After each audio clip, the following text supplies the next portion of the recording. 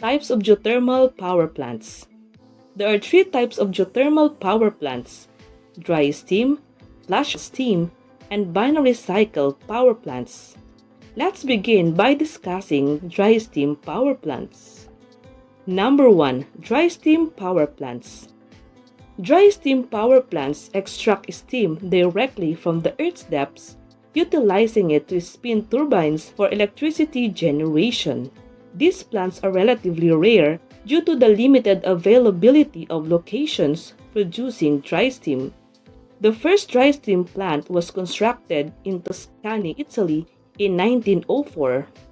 Among the three types of geothermal power plants, dry steam requires the highest temperature to convert water to steam and drive turbines. Despite this, it uses minimal liquid water, hence the term dry steam. This is how dry steam power plants work. The process begins with drilling wells deep into the earth to access the steam. Once brought to the surface, the high-pressure steam drives turbines connected to generators, producing electricity. The condensed steam is then cooled and recycled back into the earth, completing the cycle. Despite requiring the highest temperature among geothermal plant types, dry steam plants operate efficiently with minimal water usage. Number 2. Flash steam power plants. Flash steam power plants are more common and require low temperatures than dry steam geothermal power plants. These geothermal power plants operate at temperatures around 180 degrees Celsius. They utilize water from underground sources and convert it into steam through flash tanks to spin turbines for electricity production. Flash steam geothermal power plants begin by pumping high-pressure hot water from underground reservoirs to the surface through production wells. Upon reaching the surface, the water enters a flash tank, where its boiling point is reduced, converting it into steam. This steam is then used to spin turbines connected to generators, generating electricity.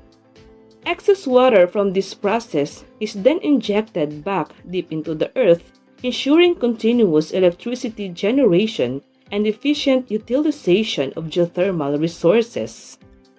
Number 3. Binary cycle power plants. Binary cycle power plants are typically located in regions where water temperatures rising from the surface are lower compared to flash steam geothermal power plants.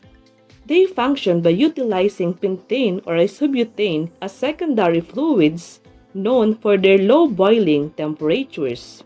These secondary fluids are heated using surface water, resulting in the production of steam.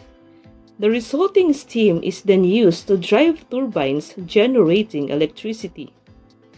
Binary cycle power plants operate by pumping hot water from underground reservoirs to the surface through production wells. This hot water hits a secondary fluid with a lower boiling point, such as pentane or isobutane, in a heat exchanger. When this secondary fluid boils and turns into vapor, it powers turbines that are linked to generators which produce electricity. Afterwards, the secondary fluid is condensed back into liquid form by passing it through a cooling system with water and then used again in the process.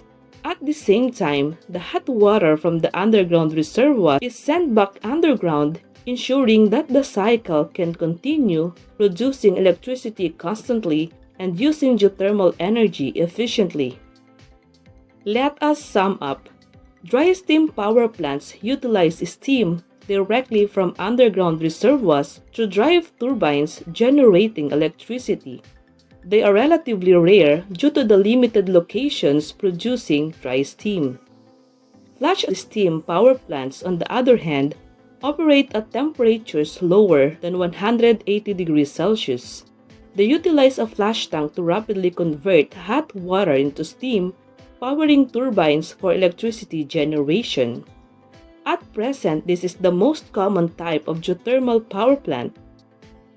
Binary cycle power plants utilize hot water from underground reservoir, passing it through a heat exchanger to vaporize a secondary fluid, typically pentane or isobutane, which has a lower boiling point.